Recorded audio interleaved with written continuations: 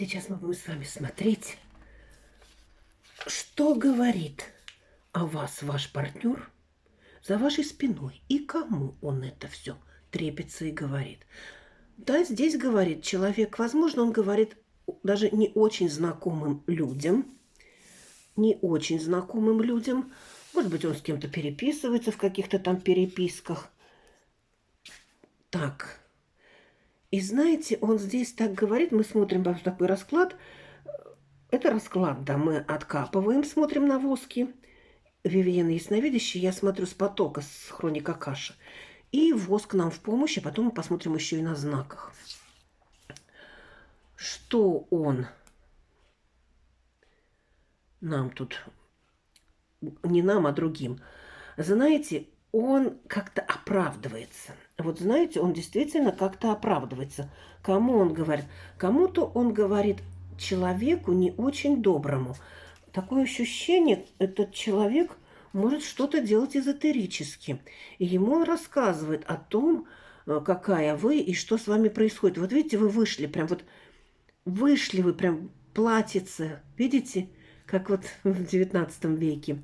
Да, и он рассказывает, но эта женщина, человек, женщина. Да, это женщина, которая старше, она отнимает у него силу. Что он говорит о вас за вашей спиной? Понимаете, он хочет, чтобы вы полностью его сердце, то есть ваше сердце, чтобы полностью принадлежало ему. И он ходит к какой-то женщине. Вот вы можете сказать, да нет, это неправда. Ну вот, может быть, и неправда, за правда. Возможно, это, например, подруга какого-то его друга или еще кто-то. Но эта женщина умеет делать, да, он хочет, чтобы как в Адамово яблоко, в яблоко объединилось, чтобы страсть вами бушевала. Что он говорит за вашей спиной? Он говорит, что вам очень нужна ваша сила, что ему нужны ваши мозги, что у вас ключик есть от его тоже головы, чтобы вы не совершали ненужные поступки. Что он говорит за вашей спиной? Знаете, как-то с друзьями особо не вижу. С друзьями он так вот, ну, если чего-то говорит, то так все очень-очень завуалировано. А вот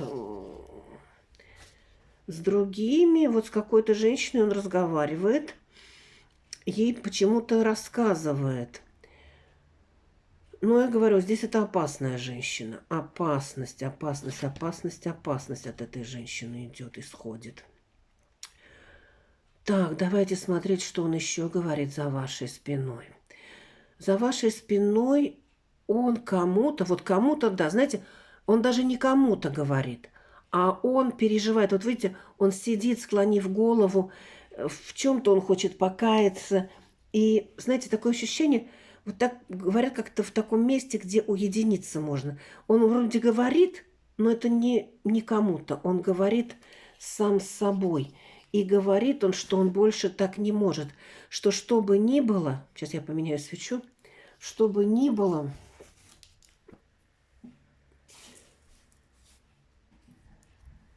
Поменяем свечу. Что бы ни было, он очень страдает. Вот что он... Так, негативчик на нем есть. Свечечка потухла, потухла и зажигаться не хочет. Вот это уже интересно. Это уже интересно. Так. Ну, будем тогда белый откат. Да, он страдает. И что он говорит? Именно это он внутри говорит. Вот за вашей спиной, да. И знаете, он себе говорит, вот в нем какая-то сущность есть. И он говорит себе, что у него странные чувства по отношению к вам. И сердце вроде бы сердцем. И показывать он этого не желает. Какая у нас интересная отливка. Но он еще говорит о том, что, знаете, он как в тумане. Он как в тумане. Может быть, конечно, человек у кого-то, может быть, злоупотребляет чем-то таким выпивонским или каким-то еще интересным фуфонским. Но он как в тумане. И как будто он Знаете, как вот говорит за вашей спиной, а я слышу, как он сам с собой разговаривает и не знает даже, как понять. Он все время говорит, я без тебя, как в тумане, как будто на мне какой-то пакет одет. И да, он вот сам с собой, он признается, что у него есть чувство к вам. Просто так вот что-то брехня-мехня я особо не слышу. Вот здесь вот четко вышло. Кому надо, пожалуйста, лично заходите в Телеграм, нашу группу и наш канал. Мы там общаемся и делаем разные вещи. А сейчас идет запись, и мы это делаем. Будет как бы в онлайн-режиме. Открытие небесных врат изобилия. Пожалуйста, записывайтесь через Телеграм, через WhatsApp. Эта акция очень совсем материально мало, чтобы вы знали. Мы такие акции проводим. Обряд срабатывает, работает на год. Уже кто у меня делал, всегда только за 2 раза в год открывается небесный банк. Мы еще смотрим. Здесь человек еще, понимаете, он может рассказывать кому-то еще чужим. Например, в самолете, в поезде, как я говорю, на вертолете, в трамвае, в троллейбусе. Человек рассказывает, если что-то, вот как бы не называя ваше имя, но вот не своим близким. Я вам сказала, кому-то он рассказывает какой-то женщине, но эта женщина близкая, это он знает ее. А вот так вот кому-то просто так брехать, нет, он не брешет.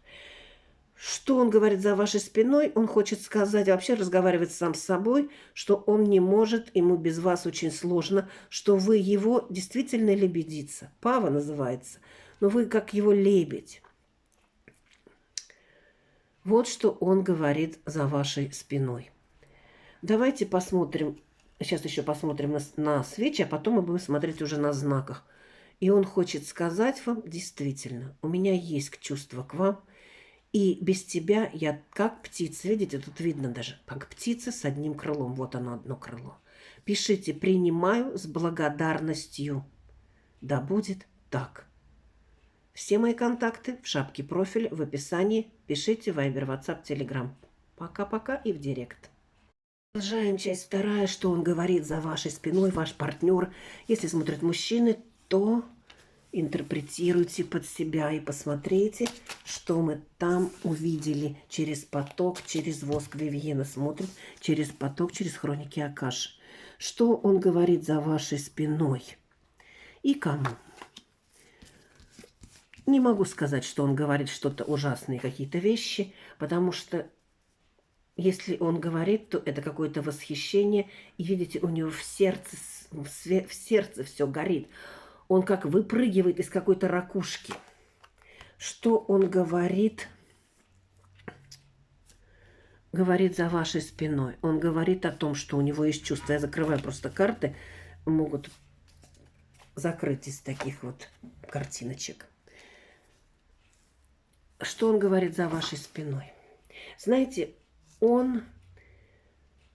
Вот опять вышло что-то магическое, эзотерическое. Он кому-то или обращается, или он понимает, что вы имеете такую сильную эзотерическую силу, и вы на него воздействуете. И кому он говорит? Да как-то сам с собой он беседу ведет. Видите, вот он, и так же вышло и на воске, смотрите. Вот он сам с собой сидит и ведет беседу. И говорит, что какая же ты у меня ведьмочка. Какая же ты, без тебя мне невозможно. Даже если он сейчас с кем-то с другим. Это не важно. Жизнь – это жизнь. Чувство, сердце болящее – это совсем другое. С кем он, да, вот с кем он говорит. Он обычно, то есть со своими друзьями он особо не разбирается. Он может это рассказывать где-то в поезде, он абсолютно чужим людям, которые, как вот называется, синдром купе. Поговорили, вышли на следующей остановке.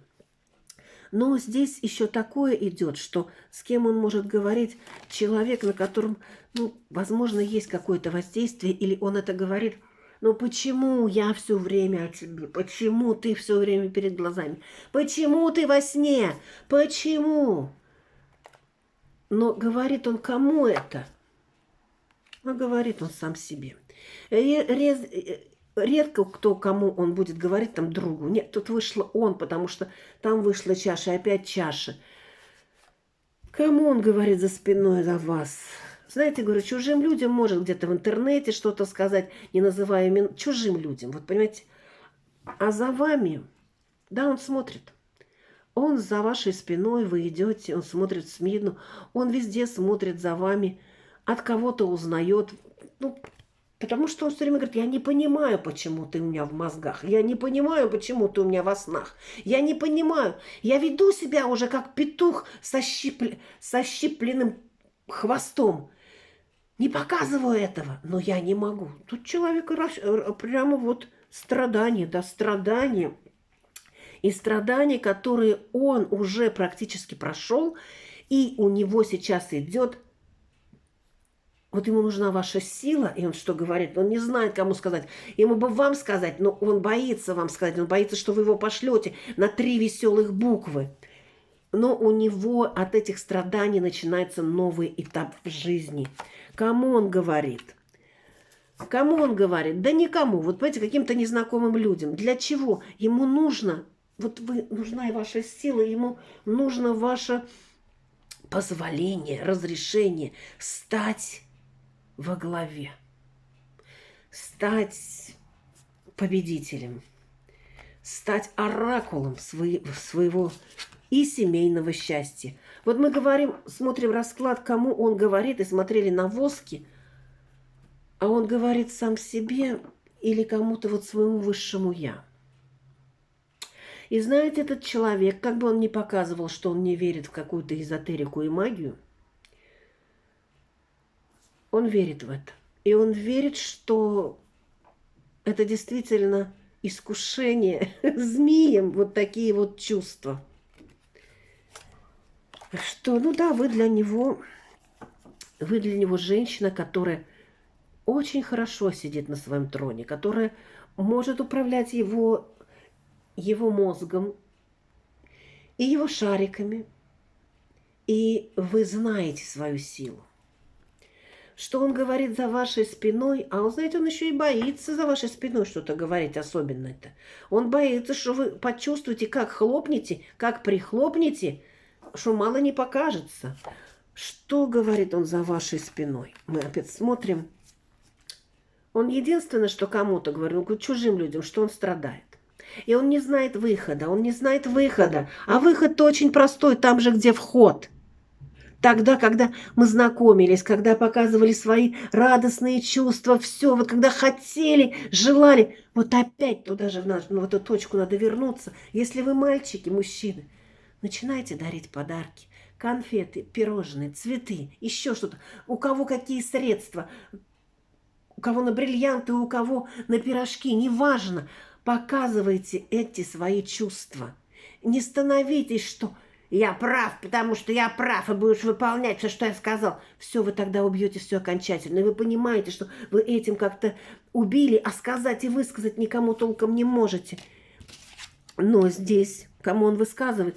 Человек этот может высказывать чужим людям, а также это может высказывать, если пойти в храм, он может чего-то рассказать в храме, он может обратиться к высшим силам, рассказывать про вас. Ну вот просто сплетни какие-то. Нет, у него нету. И единственное тут еще идет, что кому-то очень близкому он может рассказать. Женщине, которая очень близкая. У кого-то это может быть женщина, которая помладше, а у кого-то постарше. И для чего ему он высказывает это?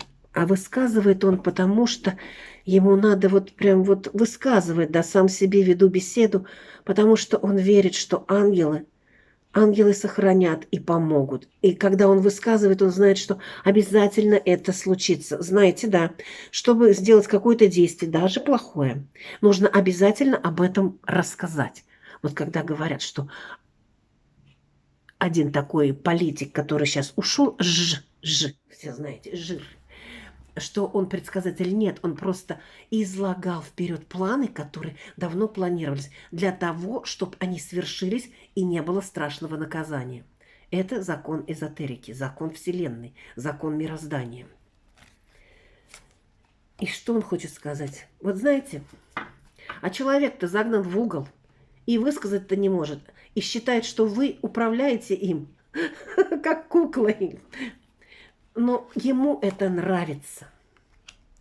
Даже если у кого-то человек ушел и сам страдает, то он сам себе эти страдания и делает. Понимаете, он сам эти мечи в себя втыкает. И рассказывает он кому? Ну, я говорю, рассказывает он себе в ночи и сам себе. Тихо, сам веду беседу. И еще раз заходите в Телеграм, все мои контакты в шапке профиля. По ссылке. Пока-пока.